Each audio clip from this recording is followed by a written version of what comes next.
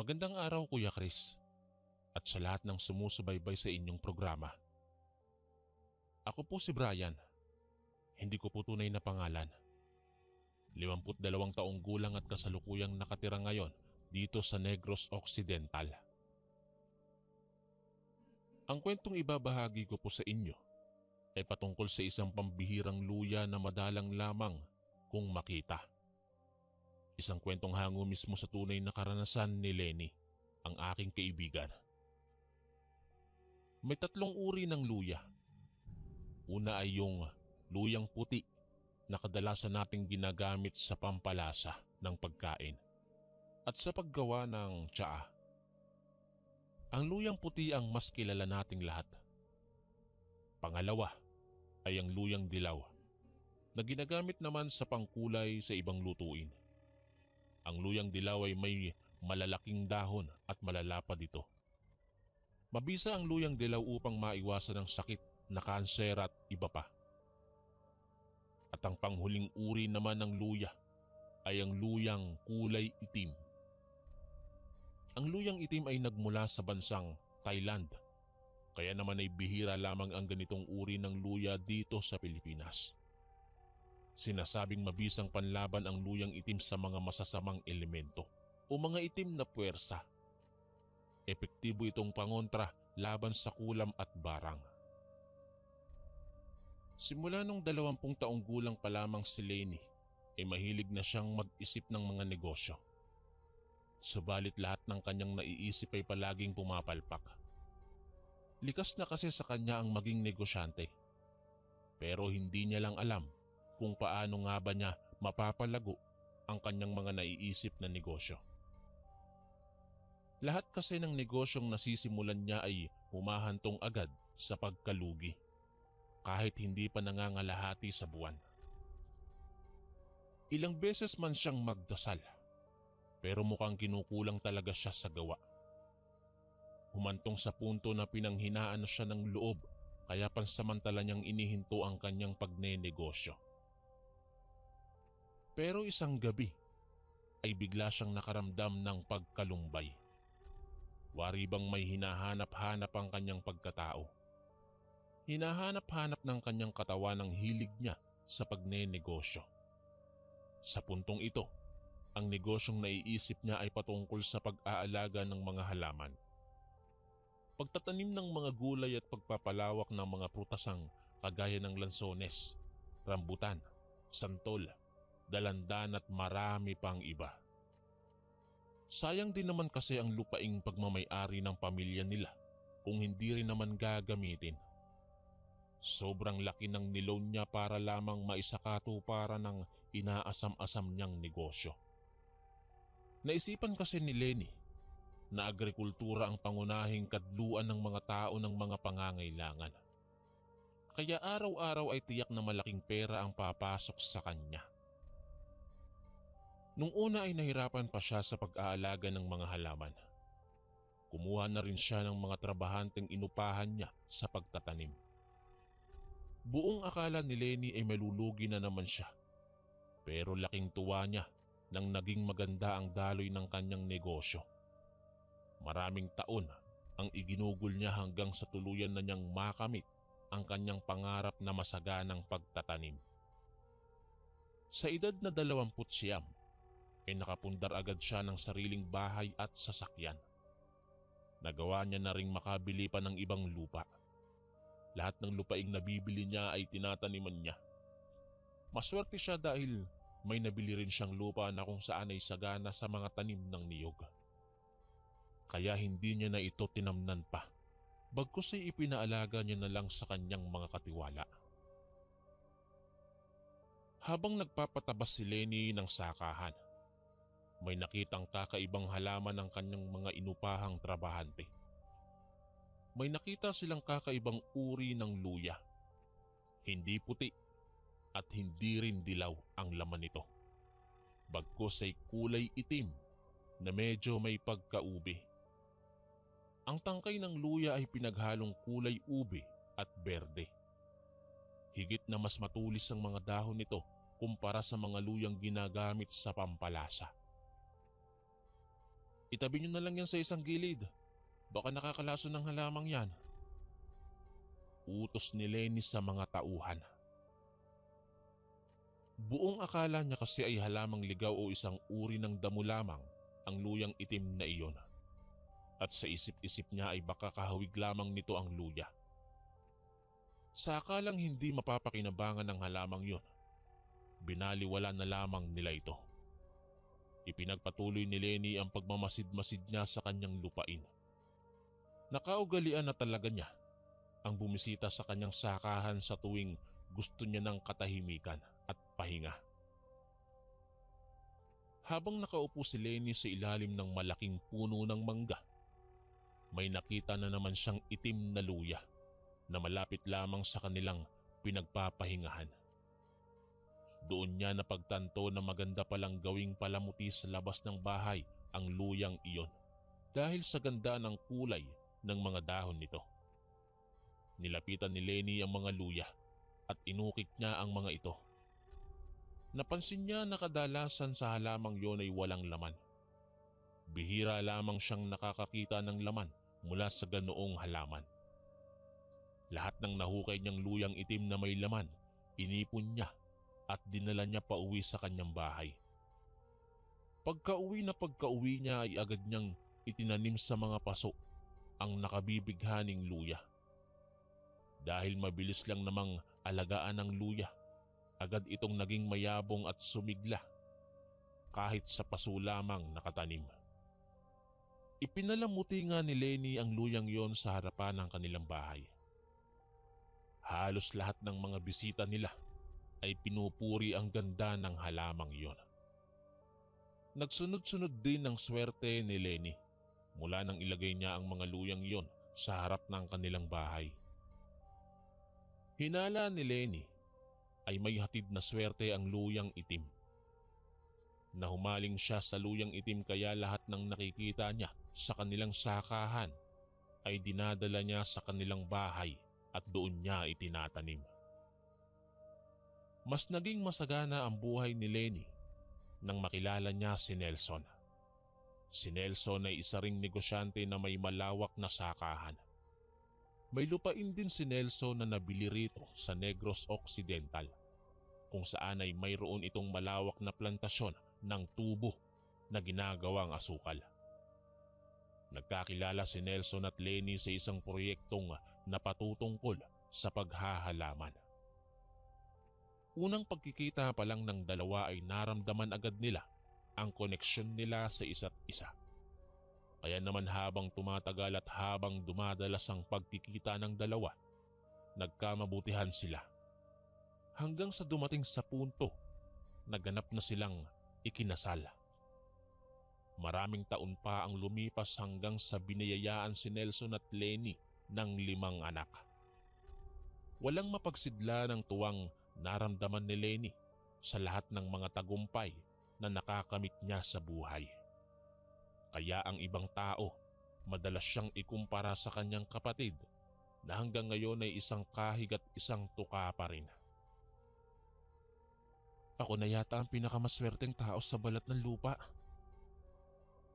Usal ni Lenny habang pinagmamasdan niya ang kanyang mga anak at mabait na asawa. Abot tenga ang kanyang ngiti nang ikumpara niya ang kanyang sarili sa dating siya. Sobrang layo na ng narating ni Lenny at halos lahat ng gusto niyang bilhin ay nagagawa niyang bilhin. Anumang luho at pangangailangan ng hilingin ng kanyang mga anak, agad niyang ibinibigay hanggat hindi ito makakasama sa mga bata.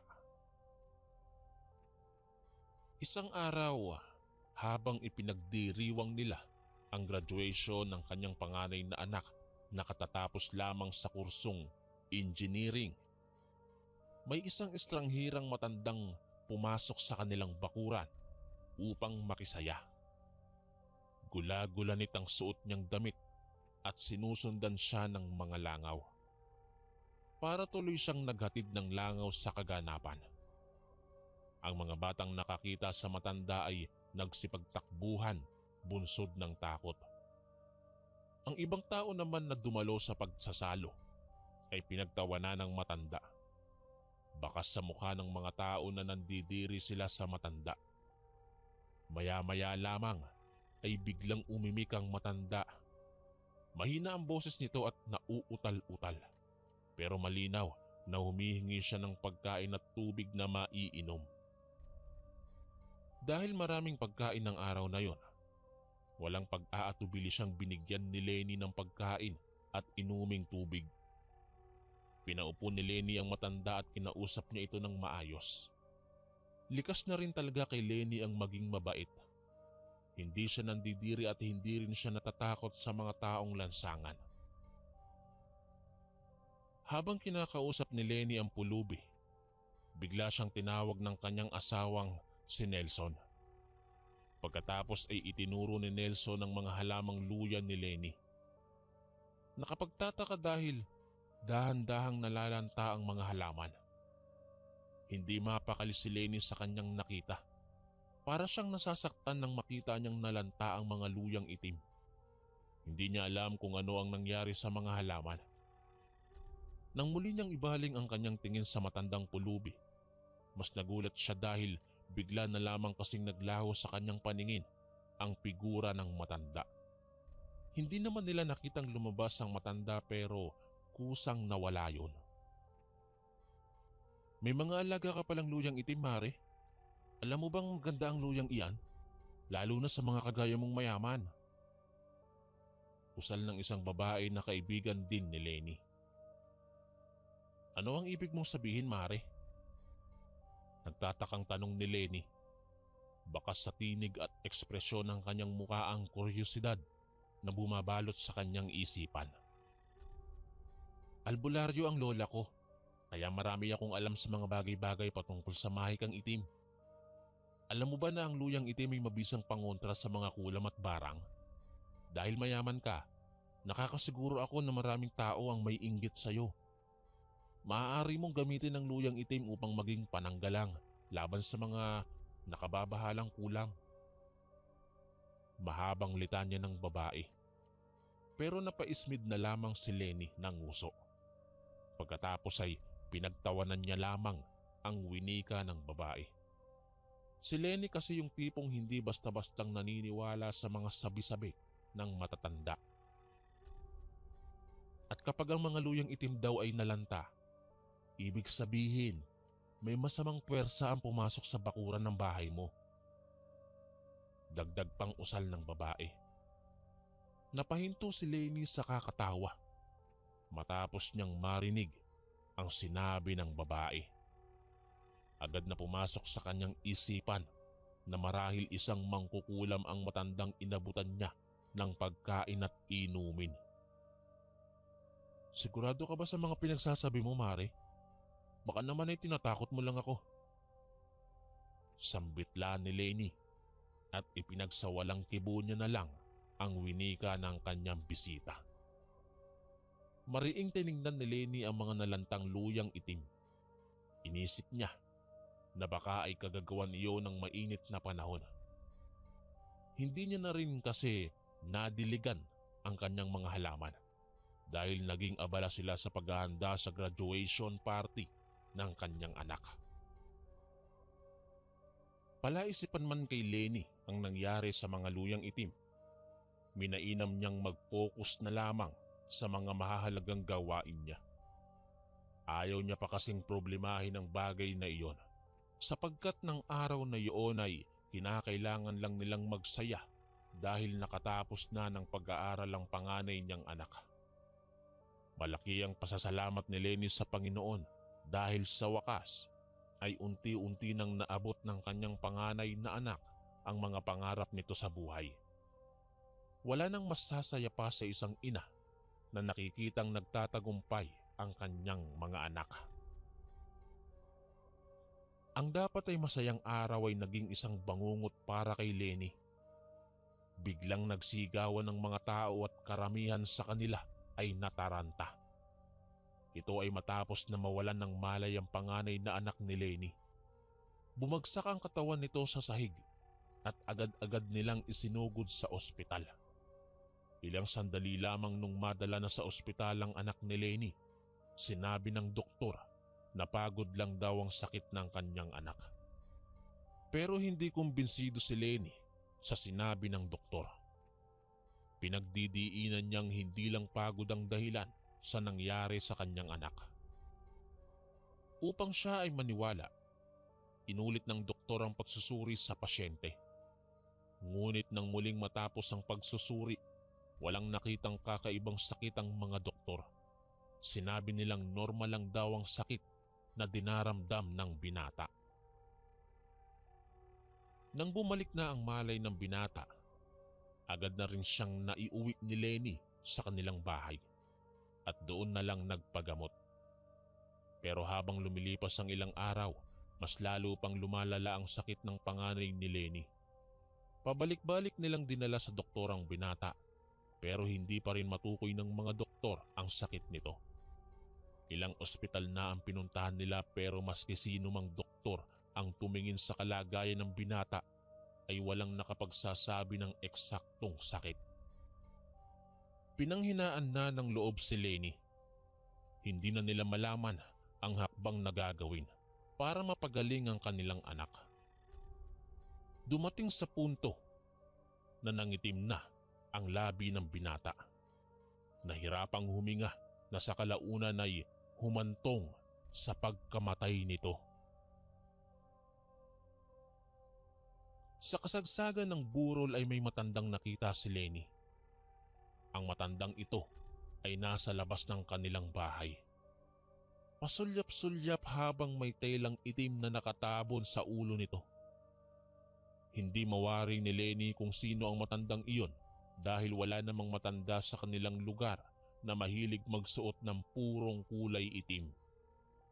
Nakapagtataka lang din dahil wala namang kaibigang matanda ang panganay na anak ni Lenny. Inisip na lamang niya na siguro ay taong may mabuting puso lamang ang matandang iyon, kaya naroon sa burol. Mula sa kinauupuan ay pinahid ni Lenny ang kanyang mga luha at pinuntahan niya ang matanda. Pero nang makita ng matanda na lalapit si Lenny sa kanyang kinaroroonan, biglang tumalikod ang matanda at patakbong umalis sa lugar. Labis ang pagtataka ni Lenny sa kakaibang ikinilos ng matanda. Imbis na habulin ay minainam na lamang ni Lenny na bumalik sa dati niyang pwesto upang bantayan ang kabaong ng kanyang anak. Ilang sandali pa lamang ang lumipas ay natanaw niya na naman ang matanda sa labas. Para bang hindi yun mapakali at napakalikot ng mga pinagkikilos. Nagmamasid ang matanda na tila bang naghahanap lamang ng akmang pagkakataon upang makapasok sa loob. Tumayo ulit si Lenny sa kanyang kinauupuan upang sana ay tingnan ulit kung sino ang matandang iyon. Pero katatayo niya pa lamang ay agad nang umalis ang matanda. Wala pang isang oras ay muli na namang bumalik ang matanda. Dahil sa inis at labis na pagtataka, palihim na nagtungo si Lenny sa labas ng gate. Dahan-dahan siyang naglakad papunta sa kinaroroonan ng matanda habang siya ay nagtatago sa mga halamanan at sa dilim. Nang magkaroon ng tamang pagkakataon, agad siyang lumundag patungo sa matanda. Hinablot niya ang tela na nakasapin sa mukha ng matanda. Doon ay harapan niyang nakita ang mukha ng ali. Kahawig nito ang pulubi na nagtungo sa kanilang bahay noong araw ng selebrasyon nila. Nang titigan ni Lenny ang mga mata ng matanda, dito niya nakumpirma na ang matanda at ang pulubi ay iisa. Mahigpit na hinawakan ni Lenny ang braso ng matanda. Nagpupumiglas ito at gustong-gustong makawala sa mahigpit na pagkakakapit ni Lenny. Ikaw ang pumatay sa anak ko. Pinatay mo ang anak ko. Anong kasalanan namin sa'yo? Sino ka ba? Sunod-sunod na usal at tanong ni Lenny. Subalit mistulang pipi ang matanda. Hindi siya umiimik. Kahit na anong salita ay walang lumabas sa bibig ng matanda. Sa hindi maipaliwanag na pangyayari, ay bigla na lamang na naging purong itim ang mata ng matanda. Naging kakilakilabot ang mukha nito na ikinaatras ni Lenny. Nakaramdam si Lenny ng takot. Tila bang nawalan siya ng lakas kung kaya naman ay nabitiwan niya ang braso ng matanda.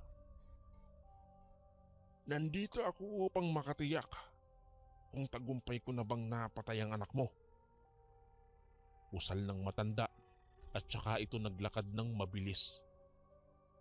Napalunok na lamang ng laway si Lenny at pagkatapos ay kinakabahang bumalik sa loob ng burol. Lumipas ang mga araw hanggang sa dumating na ang araw ng libing. Mabigat man sa kalooban ay tinatagan ni Lenny ang kanyang loob. Habang inililibing nga ang kanyang anak ay kay raming uwak ang bumisita sa sementeryo. Nagpaikot-ikot ang mga uwak na iyon sa bahagi kung saan inililibing ang patay. Naku, ang mga uwak na yan ang nagpapahiwatig na may susunod na mamamatay. Nangangambang saad ng kumari ni Lenny. Dala ng takot ay umuna na itong umuwi. Nang marinig ni Lenny ang sinabi ng kanyang kumari, na bahala siya. Sumakit ang kanyang dibdib kasi sa palagay niya ay hindi niya nakakayanin kung muli na namang may kukunin sa kanya. Makalipas ang 1 linggo, hindi pa man ganap na tanggap ni Lenny ang pagkamatay ng kanyang panganay na anak. Agad itong nasundan sa pagkamatay ng 3 niya pang anak. Ang 3 niyang anak ay naabutan nilang wala ng buhay sa higaan nila.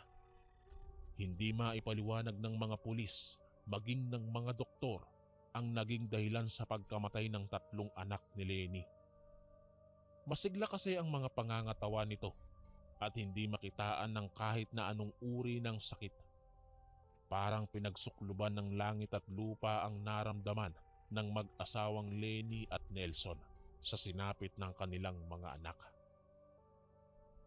Ang tanging anak na lamang nila ay iisa na lang. Yun ay ang bunso nila. Nangangamba si Lenny na baka pati ang bunso niyang anak ay kuhanin pa ng kamatayan. Dahil sa mga naging sunod-sunod na kalbaryo ni Lenny sa buhay, napabayaan nila ni Nelson ang kanilang sakahan. Matapos nga ang libing ng 3 nilang anak, binisita nila ang kanilang sakahan.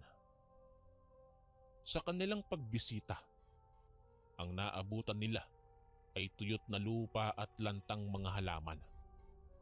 Para bang naglaho na ang mga nooy, pinaghirapan ni Lenny na palaguin. Tanaw niya sa kalayuan ng mga uwak na nagsisiliparan sa kanilang naabandonang sakahan. Dahil sa sakit ay hindi na napigilan pa ni Lenny ang pag-agos ng mga taksil niyang luha. Yakap-yakap niya ang kanyang asawang si Nelson habang humahagulgol. Maya-maya lamang, isang balita ang gumulantang sa mag-asawa. Tumatakbo palapit sa kanila ang kanilang isang katulong. Nagmamadali ang katulong habang ang mukha nito ay kababakasan ng pagkatuliro. Madam, sir, patay na po si Lionel. Nagbigti po siya. Sambit ng katulong. Napaluhod na lamang si Lenny sa kanyang narinig. Si Lionel ay ang 16 na taon at bunso nilang anak. Hindi nila mawari kung bakit nangyayari sa kanilang mag-asawa ang kalbaryong yun, kahit mababait naman silang tao. Hinala nila kaya nagpakamatay ang kanilang anak dahil sa dami ng problemang nangyayari sa kanilang pamilya. Nung una ay ayaw pang maniwala ni Lenny na nagpakamatay ang bunso niyang anak. Patakbo silang umuwi sa kanilang bahay at doon ay naabutan nga nilang isang malamig na bangkay na ang kanilang bunso. Muli na namang bumuhos ang luha ni Lenny at ni Nelson. Halos isumpa na ni Lenny ang kanyang sarili dahil sa pagkamatay ng kanyang mga anak. Pakiramdam niya ay napakawalang kwenta niyang ina, kaya nangyari ang ganoon sa kanilang mga anak. Pagkatapos na mailibing ang anak, sunod na tinamaan ng sakit ay si Nelson. Dinala niya rin sa ospital ang asawa pero hindi rin matukoy ng doktor ang sakit ni Nelson. Ilang ospital na ang nilapitan niya pero ni isa ay walang nakatuklas. Dinala na rin si Nelson sa Maynila upang doon gamutin pero umuwi pa rin sila na hindi pa magaling si Nelson. Sa takot na baka pati ang asawa niyang si Nelson ay kunin din sa kanya, nagpasya na si Lenny na lumapit sa lola ng kanyang kumare. Isinangguni niya ang kanyang problema sa isang albularyo. Doon nga ay nalaman ni Lenny na may kumulam sa kanyang pamilya. Kung hindi raw gagawa ng paraan si Lenny ay baka maubos ang mahal niya sa buhay. Ano po ang gagawin ko para labanan ng kulam sa pamilya namin? Paano ko po maipapagaling si Nelson? Sunod-sunod na tanong ni Lenny sa albularyo. Ang mahikang itim ay mula sa itim na mahika na nagmumula sa mga dyablo na nakatira sa pinakamalalim na lupa. Ibig sabihin, malakas ang koneksyon ng mga mangkukulam sa mga sinasamba nilang dyablo. Ako bilang isang albularyo, naniniwala akong narito na sa mundo natin ang mga pananggalang na magsisilbi nating panlaban sa mga masasamang puwersa. Naniniwala akong nasa kalikasan ang sagot sa mga problema mo, sapagkat ang kalikasan ay handog ng makapangyarihan nating Diyos. Mahabang litanya ng albularyo. Kumuha ito ng isang makapal na libro. Isang antigong libro na nababalutan ng alikabok. Halatang matagal nang hindi nagagamit. Nang buklatin ng albularyo ang libro, tumambad doon ang iba't ibang halaman na nagtataglay ng mga kakaibang enerhiya na magsisilbing pangontra sa mga barang at kulam. May nakita rin si Lenny na mga kakaibang bato na nagmumula sa iba't ibang bahagi ng mundo at mga hayop. Agaw pansin nga ang isang halaman na nakasulat sa libro. Luyang itim. Isa ang luyang itim na magsisilbi mong pangontra upang itaboy ang barang. Pagkasabi pa lamang ng albularyo, agad na sinabi ni Lenny na mayroong luyang itim sa kanilang sakahan. Natuwa naman ang albularyo dahil mas magiging madali na ang gagawin nila. Hindi na sila nag-aksaya pa ng oras at tumungo sila sa bahay nila Lenny. Nagpakulo sila ng luyang itim sapagkat sa pamamagitan nito ay makokontra ang barang. Malakas kasi ang enerhiya na taglay ng luyang itim na tiyak na ikasasawi ng mambabarang na umaatake kina Lenny. Nang kumulo na ang luyang itim, ay sinabayan ito ng albularyo ng mga dasal. Nagsilabasan sa katawan ni Nelson ang mga usok na itim. Dahan-dahang nanumbalik ang sigla ni Nelson dahil sa ginawa ng albularyo. Pagkatapos noon ay nalaman ng albularyo na ang nagpabarang sa pamilya ni Lenny ay ang kapatid ni Lenny na naiinggit sa buhay na kanyang tinatamasa. Madalas kasing ikumpara si Lenny sa kanyang kapatid, kaya ito ang naging dahilan kung bakit pinakulam si Lenny ng kanyang kapatid. Pagkatapos na malaman ng lahat, nag-alburuto si Lenny. Pinuntahan niya ang kanyang kapatid sa tirahan nito pero wala na roon ang kanyang kapatid. Lumipat na raw ng tirahan at walang sino man ang nakakaalam kung saan na ito naglalagi ngayon. Sa kasalukuyan, unti-unti nang nakakabangon si Lenny at si Nelson mula sa kalbaryo na pinanggalingan nila. Pinalawak din ni Lenny ang plantasyon nila ng luyang itim upang makasiguro sila na palagi na silang ligtas mula sa mga mapanudyong inggit.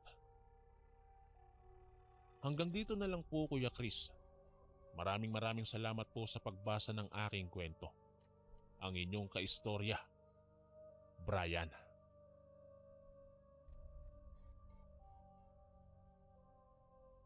Magandang araw Kuya Chris. Ganoon din sa mga kaistorya na walang sawang nakikinig sa inyong programa. Itago niyo na lang po ako sa pangalang Jay. Kasalukuyan po akong nasa edad na 46 na taong gulang. Ang kwentong akin pong ibabahagi ay patungkol sa isang kwentong kinasasaklawan ng mangkukulam at baguhang albularyo. Isang istoryang hango mismo sa tunay na karanasan ng aking lolo Tasyo. Nag-aaral pa lamang noon sila Lolo Tasyo sa kolehiyo. Likas na sa kanya ang maging isang piliyong estudyante. Mahilig siyang manukso ng ibang tao at may mga oras ding umuuwi siyang pasa-pasa ang muka. Hilig niya rin kasi ang makipagsuntukan at palagi siyang napapaaway sa loob o sa labas man ng paaralan. Habang mag-isang naglalakad pa uwi ay may lalaking estudyante ang namataan ni Lolo Tasyo sa kanyang likuran. Nakayuko ang lalaking iyon habang ang mahaba-haba nitong buhok ay nakataklob sa kanyang mata. Sa tuwing may liwanag na mapapatapat sa kanyang muka, ay agad na umiiwas ang lalaki. Noon lamang nakita ni Lolo ang estudyanteng iyon, kaya naman ay nawirduhan siya sa ikinikilos ng lalaki. Nung una ay hindi masyadong pinagtuunan ni Lolo ng pansin ng lalaki. Pero habang tumatagal ang paglalakad ni Lolo, napapansin niyang hindi siya nilulubayan ng lalaki. Patuloy lamang na nakasunod sa kanya yon. Kaya naman ay mas binilisan pa ni Lolo ang kanyang paglalakad at pagkatapos ay agad siyang nagtago sa masukal na gilid ng kalsada. Inaabangan niyang dumating ang weirdong lalaki upang pagmasdan kung ano ang binabalak nun. Sa sobrang bagal ng lalaki ay bumunot muna si Lolo ng isang sigarilyo sa kanyang bag at saka sinindihan yon. Nanigarilyo muna siya sa sobrang inip. Maya-maya lamang ay nasa tapat na niya ang lalaki. Huminto yun sa paglalakad at inamoy-amoy ang paligid. Humakbang ang lalaki patungo sa direksyon kung saan naroon si Lolo. Nang makalapit ang lalaki ay nakita ni Lolo Tasyo ang mukha nito. Nakaririma-rimang mukha ng lalaki na talaga namang ikinakaba ni Lolo. Agad na lumabas si Lolo sa kanyang kinatataguan at sinuntok niya ang mukha ng lalaki. "Aswang ka siguro. Bakit ngayon lang kita nakita dito sa lugar namin?" Tanong ni Lolo habang hawak niya ang kwelyo ng lalaki. Nagpumiglas ang lalaki upang makawala siya kay Lolo, ngunit mas hinigpitan ni Lolo Tasyo ang kanyang paghawak sa kwelyo nun. Kinuha ni Lolo Tasyo ang chichiryang bawang na bawang sa loob ng kanyang bag. Nginuya niya iyon at pagkatapos ay idinura niya sa mukha ng lalaki. Nagpakawala ng nakakakilabot na angil ang lalaki. Nawari bang nasasaktan ito sa ginawa ni Lolo. "Magsalita ka. Bakit hindi ka nagsasalita?" Singhal at tanong ni Lolo sa lalaki. Ngunit imbis na magsalita ang lalaki, ay mas lalo lamang itong nagpakawala ng sunod-sunod na angil habang nagpupumiglas. Kahit ganoon ang nangyayari, ay hindi pa rin binitawan ni Lolo ang lalaki. Tuloy, nakagat siya ng lalaki sa braso. Dahil sa sobrang sakit ng kagat ay agad na nabitiwan ni Lolo ang lalaki. Tumakbo ito patawid sa kabilang gilid ng kalsada kasabay sa pagragasa ng isang malaking truck. Nasagasaan ng truck ang lalaki. Nabigla si Lolo sa kanyang nasaksihan. Nang oras na iyon ay hindi niya na alam ang kanyang gagawin. Nakita niyang nakahandusay ang lalaki habang nakadilat itong nakatingin sa kanya. Nangingisay at ang dugo nun ay bumaha sa kalsada. Ang truck naman na nakasagasa ay hindi huminto, bagkus ay mas humarurot pa ng takbo yun. Balisa si Lolo na tumakbo palayo sa lugar na yon dahil baka ay mapagbintangan siya. Maswerte siya dahil walang ibang tao sa lugar na yon. Habang tumatakbo si Lolo, ay may nabangga siyang isang nakaitim na matanda. Mariin siyang tinitignan ng matanda na wari bang kinakabisado nito ang mukha niya. Hindi na siya humingi ng tawad, bagkus ay patuloy lamang si Lolo na tumakbo habang ang matanda naman ay naiwang nakatumba roon sa kalsada.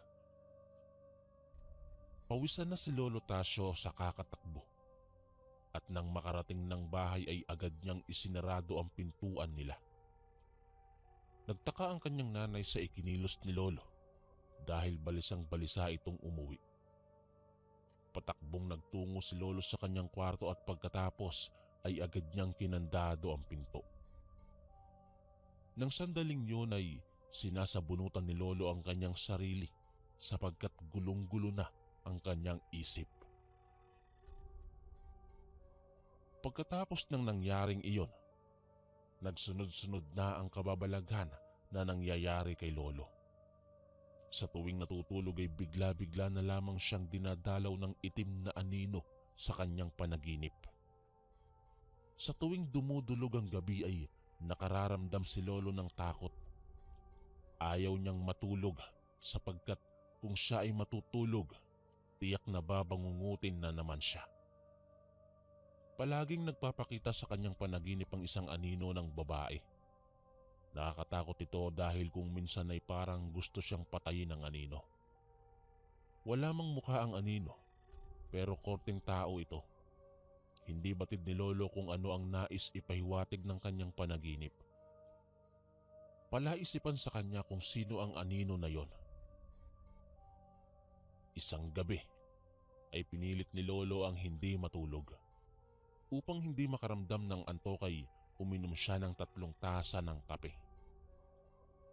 Subalit kahit anong pigil man ang kanyang gawin ay tila bang may bumubulong sa kanyang mga tenga. Wari bang may humihila kay Lolo patungo sa kanyang kama. Kalaunan ay napapapikit na lamang si Lolo at natatagpuan na lamang niya ang kanyang sarili sa loob ng kanyang panaginip. Napanaginipan niya ang kanyang sarili na naroon sa loob ng isang silid na purong itim. Habang inililibot ni Lolo ang kanyang tingin ay may lumitaw na putlang kamay sa kanyang panaginip. Kumakaway ito habang nakalutang sa ere. Tanging kamay lamang ang nakita ni Lolo sa kanyang panaginip. Isang misteryosong kamay pero walang ulo at katawan. Ang kamay na iyon ay naging kulay itim at naging isang anino. Sinakal nito si Lolo at dinaganan. Dahil sa nakakakilabot na panaginip ay binabangungot na si Lolo. Sigaw si Lolo ng sigaw sa kanyang panaginip, pero tanging siya lamang ang nakakarinig ng kanyang sigaw. Pilit niyang iginagalaw ang kanyang katawan, pero hindi niya magawa. Buong akala ni Lolo ay mamamatay na siya pero mabuti na lamang at bigla siyang nagising. Pawis na pawis siyang bumangon habang ang kabog ng kanyang dibdib ay sukdulan ang bilis. Napatingin siya sa orasan upang tignan kung anong oras na. Nagulat siya nang malamang hating gabi pa lang. Ibig sabihin ay mahaba pa ang gabi, kaya kailangan niyang matulog ulit. Nagpigil na naman si Lolo ng antok. Kumuha siya ng sigarilyo at nilibang ang kanyang sarili. Nagawa niyang hindi makatulog ng gabing yon at nang sumapit ang umaga ay tsaka lamang siya bumawi ng tulog. Baka sa mukha ni Lolo ang hirap na kanyang dinadanas gabi-gabi. Nanlaki ang kanyang eyebag at hindi na rin siya pumapasok. Palagi siyang napapagalitan ng kanyang magulang dahil sa kakaibang ikinikilos niya. Pagkatapos nilang maghapunan, nang minsang inutusan si Lolo na maghugas ng mga pinggan, ay may natanaw siyang kakaiba sa labas ng kanilang likod bahay. Yari lamang sa kawayan ng kanilang banggera at lababo. Kaya naman nakikita ni Lolo kung may tao ba sa labas ng kanilang bahay. Napansin ni Lolo Tasyo ang isang babaeng nakasuot ng itim na nakatayo doon sa likod bahay nila. Imbis na mapadali ang paghuhugas niya ng pinggan, ay mas natatagalan siya dahil mariin niyang tinititigan ang kakaibang figura ng tao sa labas.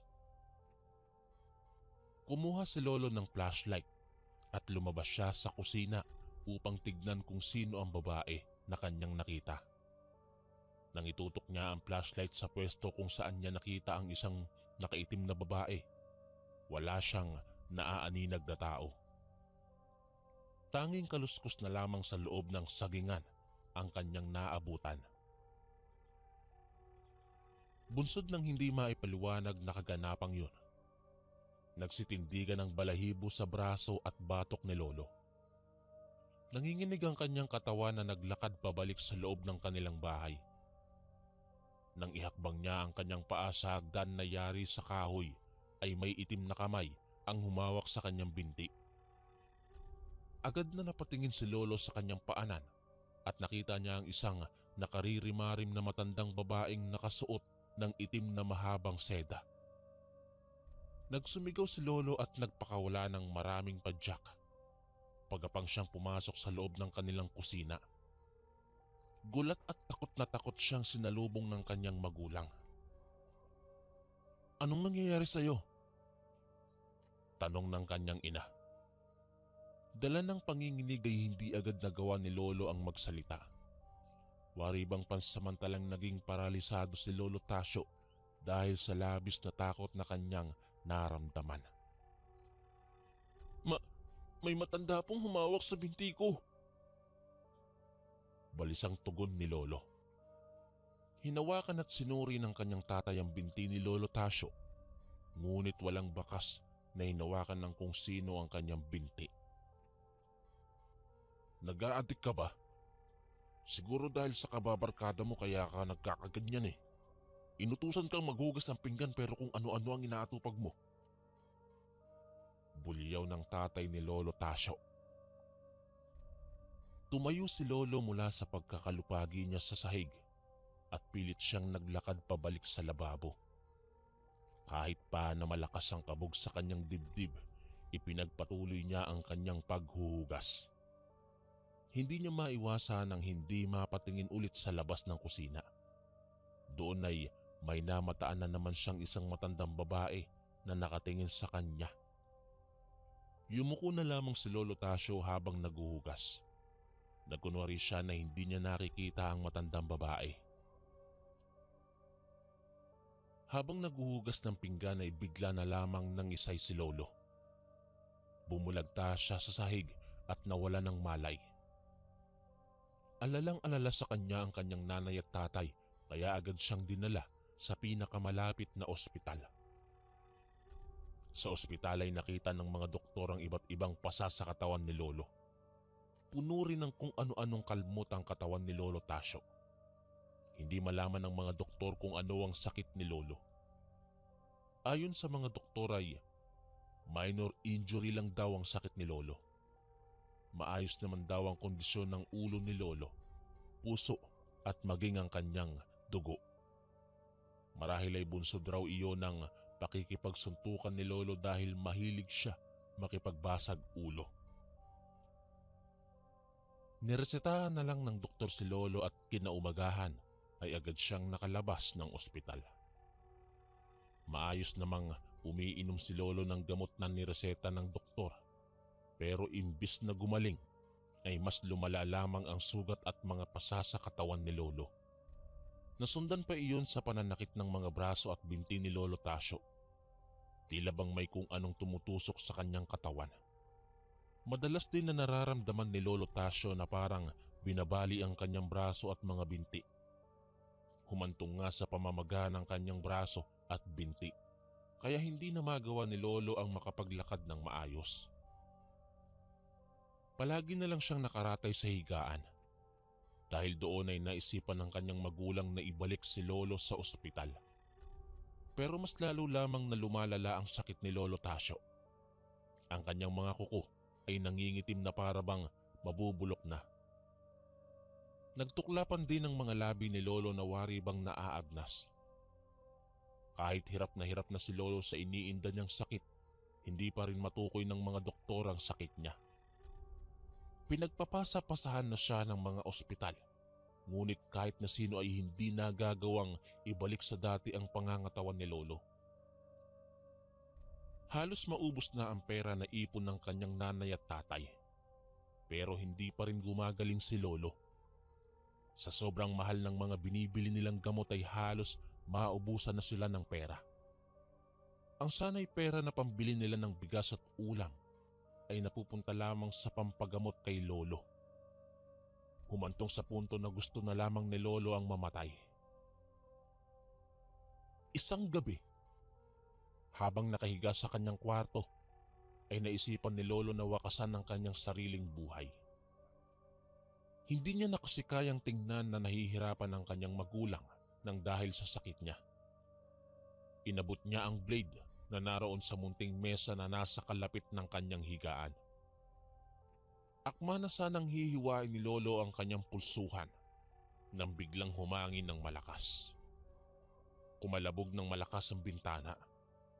Sa sobrang lakas ng hangin ay nabuksan yon. Gusto mang isarado ni Lolo ang bintana pero hindi niya magawa-gawa dahil nahihirapan siyang tumayo. Nabitiwan na lamang ni Lolo ang blade at bumagsak yon sa sahig. Agad na pumasok patungo sa kanyang kwarto ang ina ni Lolo. Nais lamang kasi nitong tingnan kung ano ang nangyayari. Nang mapunta sa kwarto ay agad na napasigaw ang nanay ni Lolo. Naapakan kasi nito ang blade na naroon sa sahig. Halos maputol ang hinliliit na daliri sa paa ng nanay ni Lolo Tasyo. Nagkalat tuloy sa sahig ang dugo ng kanyang ina. Agad namang rumisponde ang tatay ni Lolo at mabilis ang ginamot ang sugat ng kanyang ina. Dahil doon ay napagalitan si Lolo dahil sa pagiging pabaya nito sa kanyang mga gamit. Huminto naman sa pagdurugo ang sugat sa paa ng nanay ni Lolo. Pagkatapos ng pangyayaring iyon ay muling nangisay si Lolo at pinagpawisan ng sobra. Kahit malamig ng mga oras na iyon ay labis-labis ang pawis na lumalabas sa kanyang katawan. Gulong-gulo na ang kanyang nanay at tatay at hindi na nila malaman kung ano ang gagawin. Isa sa nakikita nilang alas upang mabigyan lunas ang kanilang anak ay ang kumonsulta sa mga albularyo. Nung una ay nagdalawang isip pa sila dahil baka ay mas lalo lamang na lumala ang sakit ni Lolo Tasyo. Ayaw nilang mas mapahamak ang kanilang anak. Natatakot ang magulang ni Lolo na baka ay perahan lamang sila ng mga albularyo. Natatakot silang sumugal sa mga bagay na wala namang kasiguraduhan. Gayunpaman ay itinuloy pa rin nila ang magtungo sa pinakamalapit na kilala nilang albularyo. Unang isinagawa ng albularyo na kanilang nilapitan ay ang pagtatawas. Tinawas nito si Lolo Tasyo upang malaman kung anong masamang elemento ang nagbibigay kay Lolo ng pambihirang sakit. Naganda ng palangganang may tubig ang albularyo. Nilagyan nito ng tubig ang palanggana at pagkatapos ay nagsagawa ng ritual ang albularyo habang hawak ang noo ni Lolo Tasyo. Nagsindi ng kandila ang albularyo. Itinapat nito sa gitna ng palangganang may lamang tubig ang kandila. Ang bawat kandilang natutunaw ay bumabagsak sa tubig hanggang sa marahang nakabubuo ng isang imahe. Korteng tao ang nabuo ng mga tunaw na kandila. Naging kulay itim yun at mababakas na isang babae ang nasa imahe. Kinilabutan si Lolo Tasyo dahil muling gumunita sa kanyang isipan ang babaeng nakaitim na palagi niyang nakikita noon. Malakas ang kutob ni Lolo na ang babaeng nakikita sa pagtatawas ay ang matandang babae na nananakot sa kanya. Isang nakaitim na matandang babae. Isang mangkukulam ang may kagagawa ng sakit mo. Litanya ng albularyo habang nakapikit. Nagimbal si Lolo Tasyo at ang kanyang magulang sa kanilang nalaman. Kalokohan! Hindi ako naniniwala sa mga mangkukulam. Mabuti pang dalhin ko na lang si Tasyo sa ospital. Singhal ng tatay ni Lolo Tasyo. Niyaya nito sina Lolo na umalis na sa bahay ng albularyo. Sumunod naman ang nanay ni Lolo maging si Lolo Tasyo. Subalit nang sila ay palabas na sa pintuan ng bahay, ay agad silang pinigilan ng albularyo. Wag na wag kayong magpupunta ng ospital. Lalala ang sakit niya. Wag ninyong patuturukan ng gamot ang anak nyo dahil baka ay ikamatay na lang. Nakadilat ang matang turan ng albularyo. Nagalit ito sa magulang ni Lolo Tasyo dahil nalaman niyang dinadala pala sa ospital si Lolo. Yun pala ang dahilan kung bakit mas lumala ang sakit ni Lolo. Mabuti na lamang at hindi tinuturukan si Lolo sa mga ospital na kanyang napupuntahan. Sino po ang mangkukulam? Kilala niyo po ba? Paano natin maaalis ang kulam niya? Sunod-sunod na pagtatanong ni Lolo. Sabik na kasi siyang gumaling. Kaya kong magpaalis ng mga kulam. Pero siya ngayon, hindi ko alam kung makakaya ko ba. Nararamdaman ko kasing malakas ang mangkukulam na kumukulam sa'yo. Isang batikang mangkukulam ang kumukulam sa'yo, iho. Mahirap siyang kontrahin. Nararamdaman kong galit na galit siya sa'yo. Saad ng albularyo. Dahil doon ay napaisip si Lolo kung ano ang kanyang nagawang kasalanan. Hindi niya batid kung sino ang nagpakulam sa kanya. Lalo na at maraming mga nakabangga si Lolo nung hindi pa siya nagkakasakit. Nagpasya ang albularyo na pauwiin na lang muna sina Lolo Tasyo. Kinakailangan muna kasing magpahinga ng albularyo bago niya kontrahin ang kulam sa katawan ni Lolo Tasyo. Nang sa ganun ay magkaroon siya ng sapat na lakas o enerhiya sa oras na alisin na niya ang kulam. Napagkasunduan nilang pupunta na lamang ang albularyo sa bahay nila Lolo. Isang araw matapos nilang magtungo sa bahay ng albularyo. Agad na ibinigay ng ina ni Lolo Tasyo ang address ng kanilang bahay. Nang sa ganoon ay mabilis na matunton ng albularyo ang kanilang bahay at hindi ito maligaw. Nang dumating ang pinakahihintay nilang araw, ay nasabik si Lolo Tasyo. Nang araw kasing yun ay galak na siyang gumaling. Gusto na niyang bumalik sa dati niyang pangangatawan. Hindi rin nagtagal ay dumating ang albularyo, bitbit ang mga sangkap at bagay na gagamitin nito sa pagtatanggal ng kulam sa katawan ni Lolo Tasyo. Nagsimula silang magpausok sa palibot ng bahay at pagkatapos ay nagsagawa ng kung anong ritual ang albularyo. Ipinaupo nila si Lolo Tasyo sa isang upuan at tsaka tinali.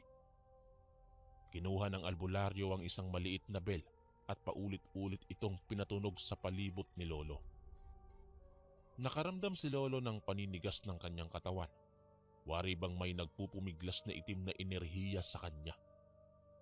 Sigaw si Lolo ng sigaw habang ang albularyo ay patuloy lamang na kinakalansing ang bell. Hindi matiis ng nanay ni Lolo ang kalagayan niya. Gusto nitong pigilan ng albularyo ngunit mahigpit siyang hinawakan ng kanyang asawa. Maya-maya lamang ay may itim na usok ang biglang lumitaw sa loob ng bahay. Nagpaikot-ikot ito sa katawan ni Lolo at pagkatapos ay tumama sa dibdib ng albularyo. Tumalsik ang albularyo sa dingding at nawalan ng malay.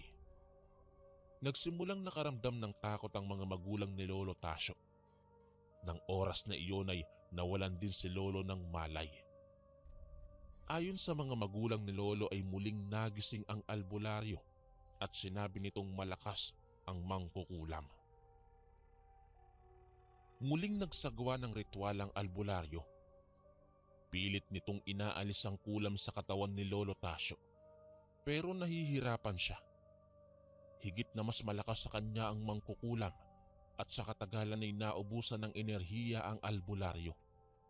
Dumugo ang kanyang ilong at ang kanyang bibig. Biglang bumulagta ang albularyo sa sahig. Dahil sa pangyayari, ay agad na isinugod ang albularyo sa ospital. Pero hindi pa man umaabot ng paggamutan ay namatay na ang albularyo. Hindi nito nakayanan ang malakas na kapangyarihan ng mangkukulam. Pero ayon naman sa mga doktor, nagkaroon daw ng atake sa puso ang albularyo. Dahil sa pangyayari, ay napilitan ng magulang ni Lolo na maghanap ng ibang albularyo. Halos lahat ng albularyo na kanilang nahahanap ay nagsasabing pambihira daw ang lakas na taglay ng mangkukulam. Kung tutuusin, ay 5 albularyo na ang sumubok na subukang alisin ang kulam sa katawan ni Lolo Tasyo. Halos maubos na ang mga albularyo sa kanilang lugar. Dahil sa pangyayaring iyon ay mas lalo lamang silang naniwala na isang mangkukulam ang may kagagawan sa sakit ni Lolo. Dahil sa pangyayari, ay maraming albularyo na ang tumangging tumulong kay Lolo Tasyo. Takot ang mga ito na kalabanin ng malakas na mangkukulam. Ayaw nilang mamatay rin dahil batikan na raw ang mangkukulam. Nahirapan tuloy sina Lolo na makahanap ng matapang na albularyo. Sa kanilang paghahanap ng albularyo ay maswerte sila dahil may isang pumayag. Si Placido, 34 na taong gulang. Si Placido ay anak ng albularyong nagretiro na sa paggagamot. Siya ang humalili sa kanyang ama. Nag-alinlangan sina Lolo sapagkat ang albularyo na iyon ay baguhan lamang. Kinakabahan sila kung kakayanin ba ni Placido ang isang batikan na mangkukulam. Huwag kayong mag-alala. Ang tatay ko ang pinakamagaling sa lahat ng albularyo na kakilala ko. Lahat ng dunong niya patungkol sa libro ng lihim na karunungan ay naituro niya sa akin. Salaysay ng baguhang manggagamot. Bahagyang napanatag ang loob ng magulang ni Lolo Tasyo dahil sa tinuran ng manggagamot ay nagkaroon sila ng pag-asa. Ipinagkatiwala nila kay Placido ang kalusugan ni Lolo. Nalusaw ang pag-aalinlangan nila sa dibdib. Umaasa sila na sana ay magtagumpay si Placido sa kanyang panggagamot. Hindi na sila nagsayang pa ng oras. Mula sa wheelchair ay inihiga nila si Lolo sa isang kama. Inumpisahan ng manggagamot na tawasin si Lolo Tasyo. Kagaya ng mga naunang manggagamot, isang mangkukulam na itim din ang nabuo ng bawat patak ng kandila. Nagtirik ang albularyo ng mga kandila sa pintuan at bintana, maging sa palibot ng kama na kinahihigaan ni Lolo Tasyo. Pinausukan nito ang buong bahay. Pagkatapos ay ibinuga ng manggagamot sa katawan ni Lolo Tasyo ang ilang usok. Hinawakan ni Placido ang palad ni Lolo upang magsagawa ng panghuhula. Kailangan kong alamin kung sino ang mangkukulam na kumukulam sa iyo. Nang sa ganun ay mabilis kong makontra ang kanyang itim na ritual. Usal ng batang albularyo. Pumikit siya habang ang kanyang palad ay nakadapo sa palad ni Lolo Tasyo. Nung una ay nahirapan ang albularyo na alamin ang pinanggagalingan ng itim na enerhiya sa katawan ni Lolo. Nang maglaon ay natuntun ng kanyang balintataw kung sino ang mangkukulam. Si Rosalinda. Si Rosalinda ang kumukulam sa iyo. Singhal ng albularyo. At isinulat nito sa isang antigong papel ang pangalan ng mangkukulam na si Rosalinda. Hindi batid ng albularyong si Placido na mangkukulam pala si Rosalinda. Ayon kasi sa pagkakaalam ni Placido, si Rosalinda ay isang puting mangkukulam. Kaya hindi niya lubos akalain na magagawa nitong magpasanib sa itim na salamangka. Galit. Galit ang nakikita kong dahilan kung bakit kanya kinulam. Anong kalokohan ba ang ginawa mo? Bakit mo pinatay ang apo ng mangkukulam na si Rosalinda? Hinang-hina at hindi na alam ni Lolo Tasyo ang kanyang gagawin sa mga oras na yon. Hindi niya akalaing ganoon pala kahusay ang albularyo. Maging ang kanyang magulang ay nabigla na lamang sa kanilang mga narinig mula sa baguhang albularyo. Pilit nilang kinumbinsi si Lolo na paaminin sa ginawa nito. Hanggang sa pinilit ni Lolo ang magsalita. Sinabi ni Lolo Tasyo na may napagkamalan siyang aswang noon. Isang lalaki na noon niya lang nakita sa kanilang lugar. Sinalaysay niya kung paano humantong na nasagasaan ng lalaking yon. Umiiyak si Lolo Tasyo na nilahad sa albularyo at sa kanyang mga magulang na hindi siya ang pumatay sa lalaki. Mariin niyang kinumbinsi ang albularyo at ang kanyang magulang na nasagasaan ng truck ang lalaki. Sinabi niya rin na noong oras na iyon ay may nakasalubong siyang matanda, isang babaeng nakaitim.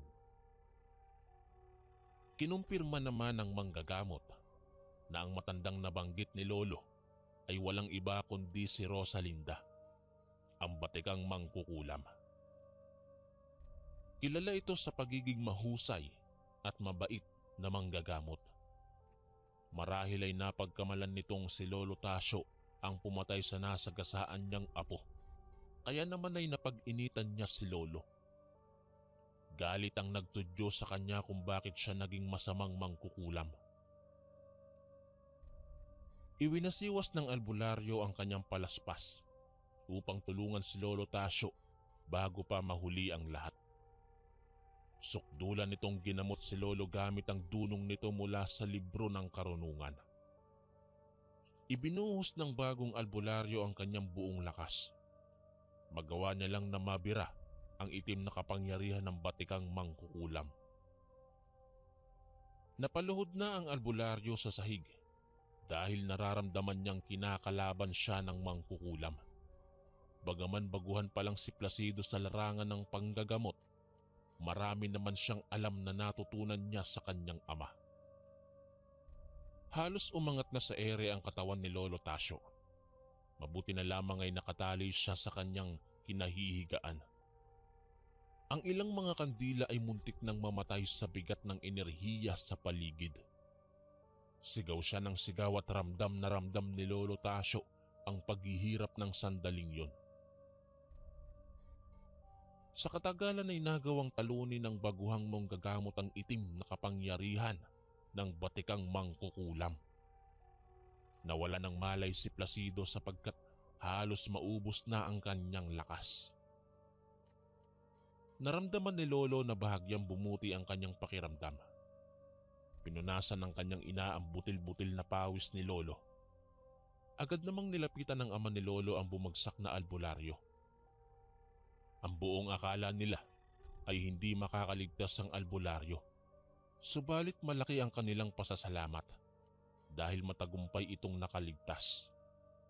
Nabasag na rin ang kulam sa katawan ni Lolo Tasyo. Nang mga sumunod na araw ay nagpasya silang puntahan ng kubol ng mangkukulam na si Rosalinda. Sinamahan sila ni Placido na magtungo sa lugar upang humingi ng tawad. Pero wala na roon ang batikang mangkukulam. Ang tanging nadatnan nila ay ang duguang uniform na nakasampay sa labas ng bahay ni Rosalinda. Naging leksyon kay Lolo ang kaganapang yon. Dahil sa nangyari ay binago ni Lolo Tasyo ang kanyang ugali. Naging mabuti na siya sa lahat ng taong kanyang nakakasalamuha. Ayaw niyang maranasan ulit ang pasakit na ginawa sa kanya ng mangkukulam. Hanggang dito na lamang po. Maraming salamat po and God bless. Maraming salamat po mga kaistorya sa pakikinig. At kita-kits po ulit bukas para sa isa na namang nakakatakot na kwento. Ito po si Kuya Chris, ang inyong kaistorya. God bless po at ingat po lagi.